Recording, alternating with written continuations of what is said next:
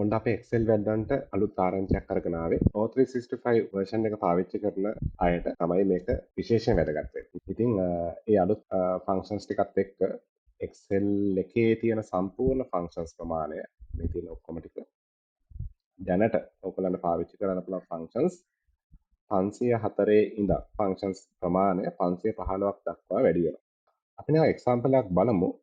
මේ detect language එක බලමුද අපි. බලන්න detect language මෙහෙම එන්ටර් කරලා ටෙක්ස්ට් එක අපි එන්ටර් කරොත් එහෙම en කියලා පෙන්නනවා. හරි. ඒ කියන්නේ ඒක ඉංග්‍රීසි වලින් තියෙන්නේ කියලා. ඒ වගේ වෙන ලැන්ග්වේජ් එකක් දාලා බලුවොත් ඔය විදිහට ලැන්ග්වේජ් එක එයි. හරි අපි ගමු translate function එකක්. translate අන ටෙක්ස්ට් එක මම එන්ටර් කරනවා. source language එක මම දන්නවා මේක ඉංග්‍රීසි කියලා. ඔන්න source language එක හොයාගන්න බැහැ නම් ඔයාලට පුළුවන් detect language function එක පාවිච්චි කරලා source language එක හොයාගන්න. ඔන්න මම ඉංග්‍රීසි කියන එක සිලෙක්ට් කරා. ටාගට් ලැන්ග්වේජ් එක අපි ගමු සිංහල කියලා. සිංහලක් තියෙනවා. ඔන්න සිංහල අරහන් වහලා කමෙන්ට් කරනවා. ඔන්න එක් භාෂාවකට තවත් භාෂාවකට පෙළක් පරිවර්තනය කරයි කියලා මේක එනවා. ඔන්න මේ control D ගහලා පල්ලෙහාට අරගෙන පල්ලෙහා තියෙන අගයත් බලන්න පුළුවන්. ඔන්න ඒකත් සිංහලට කන්වර්ට් වුණා. ඔය වගේ try කරලා බලන්න ඔයාලට O365 තියෙනවා නම් translate සහ ඔය detect language කියන functions දෙක. ඊට පස්සේ මම මේ කරන්න යන්නේ තවත් වැඩක් trim range. දැන් ඔන්න ඉස්සර තිබ්බා මේ අපි මේක එන්න කලින් මේ වගේ පොඩි ටේබල් එකක් ගත්තොත් එහෙම අපි ඔක තව තැනකට කොපි කරන්න ඕන නම් අපි මේක equal ගහලා මෙහෙම එකින් එක අපි එන්ටර් කරගන්න ඕන. හරි. ඊට පස්සේ O365 මුලින් යනකොට මේකට අපිට array functions පාවිච්චි කරන්න පුළුවන් වුණා. ඒ හින්දාම මේක මේ විදිහට range එකක් select කරලා උනත් අපිට එන්ටර් කරගන්න පුළුවන් වුණා. කෙලින්ම කොලම් එක select කරලා උනත් එන්ටර් කරගන්න පුළුවන් වුණා. හැබැයි ප්‍රශ්නයක් තියෙනවා. මේ අන්තිමේටම බින්දු ගොඩක් එන්න පටන් ගත්තා. මේක blank. එහෙම වුණාම අපි කරේ මේක equal ගහලා අපි පොඩ්ඩක් වැඩිපුර cells ටිකක් මෙහෙම එන්ටර් කරගත්ත එක. හරි. එතකොට බින්දු ප්‍රමාණය අඩු වෙනවනේ. එහෙම නැත්නම් ඉතින් ඔක තවත් if දාලා ওই බින්දු ටික අයින් කරලා ඔහොම කරන්න පුළුවන්. හැබැයි දැන් ඒකට ලේසි වැඩක් ඇවිල්ලා තියෙනවා අලුත්ම අප්ඩේට් එකේ. ඒ තමයි මම මේ ඔක්කොම ටික සිලෙක්ට් කරොත් එහෙම. අපි ගමු මේ රීජන් එක විතරක් මම සිලෙක්ට් කරා කියලා. එතන මේ බින්දු ටික අයින් කරන්න ඕන නම් ඔයාලට පුළුවන් මෙන්න මේ කොලන් එක එහා පැත්තට ඩොට් එකක් තියන්න. ඔන්න බලන්න. එතකොට අර බින්දු ටික අයින් වෙනවා. හරි. ඒ වගේම ඔයාලට ඕන නම් මෙන්න මෙහෙම මේක හිතන්න මේකේ උඩින් තියනවා කියලා තව බ්ලැන්ක් එකක්. එතකොට මේ තරම් බිඳුවක් තියෙනවානේ. අපි බිඳුව අයින් කරන්න නම් මේ කොලොන් එකට එහා පැත්තෙන් තව ඩොට් එකක් තියන්න පුළුවන්. එතකොට එයා ෆිල්ටර් කරලා ගන්න බිඳු ටික අයින් කරනවා. ඒක බ්ලැන්ක් සෙල්ස් අයින් කරනවා. හරි. ඒ වගේම තමයි මේක කරන්න පුළුවන් තව විදිහක් තියෙනවා. ඒක තමයි අර ෆන්ක්ෂන් එක පාවිච්චි කිරීම. මේක අයින් කරලා කලින් තිබ්බ විදිහට තියමු. ඒ ෆන්ක්ෂන් එක පාවිච්චි කරොත් ඒක තමයි trim range. මම මෙහෙම සිලෙක්ට් කරලා එන්ටර් කරනවා. එතකොට අර values ටික විතරයි එන්නේ. මේක තවත් පැහැදිලි අපි වෙන sheet එකකට ගමු මේක. වෙන sheet එකකට ගත්තොත් එහෙම trim range කියලා. trim range මම මේ ටික ඔක්කොම සිලෙක්ට් කරනවා. සිලෙක්ට් කළා නම් මම මේ L වෙනකම් යනකම් සිලෙක්ට් කරනවා.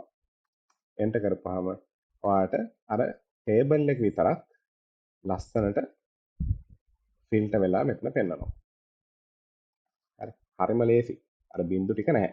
එතකොට මොකක් හරි අපි මෙතන අප්ඩේට් කරත් අපි ගමු value කියලා. value එක අප්ඩේට් කරොත් එහෙනම් මම random numbers ටිකක් දාගන්නම් මෙතෙන්ද. ඔන්න ඔහම random numbers ටිකක් දාගත්තා. ඒ value එක මෙතෙන් ටික් වෙනවා. ඉතින් ඒක හරිම ලේසි. ඉස්සරහට ඔයගොල්ලන්ට තව database එකක් තව තැනකට ගන්න ගියාම හරිම පහසුයි ඔය වැඩේ. ඊට තව උදාහරණයකට අපි යමු. මේකත් ඉතා වැදගත් වෙයි ඔයගොල්ලන්ට. මේකේ බලන්න මේ sheet එකේ item හතරක් තියෙනවා. baby foods, බෙවරේජ් කියලා තියෙනවා, සීරියල් කියලා තියෙනවා, ෆෘට්ස් කියලා තියෙනවා.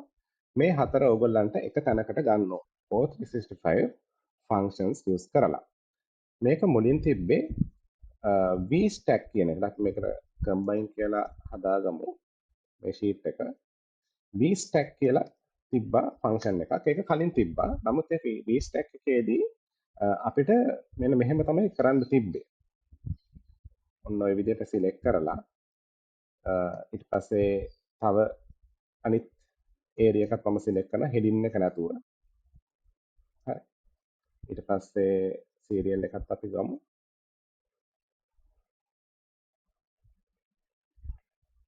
මේක serial එකත් අපි ගන්නවා. ඊට පස්සේ fruits list එකත් ගන්නවා. ඔය විදිහට අරගෙන තමයි අපි list කරේ ඔය විදිහට. හරි. ඔයාලට පේනවා ඇති ඔක්කොම ටික එක තැනකට combine වුණා. ඉතින් වැඩේ තියෙන අපි range එකක් select කර කර ඉන්න එපා ඒකට. ඒක ටිකක් වෙලා යන වැඩක්. ඒ හින්දා අපි දැන් අපේ අලුතෙන්ම ආපු ෆන්ක්ෂන් එක පාවිච්චි කරමු. ඒකත් එක්ක පාවිච්චි කරලා බලමු කොහොමද කරන්න කියලා. මම මෙතන vstack පාවිච්චි කරනවා. vstack මම මේ මුළු රේන්ජ් එකම සිලෙක්ට් කරනවා. ඕන්න මට මේ පැත්තට යන්න පුළුවන් තව ප්‍රශ්නයක් නැහැ.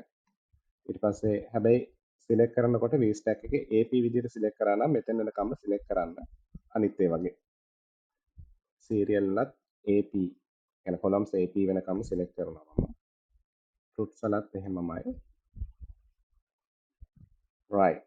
ඔන්න මම හතරම සිලෙක්ට් කරා. මම එන්ටර් කරපුවාම ඔයාලට පේනවා නම්බර් error එකක් එන්නේ. මොකද අපි මුළු කොලම් එකම සම්පූර්ණ සිලෙක්ට් කරලා තියෙන හින්දා.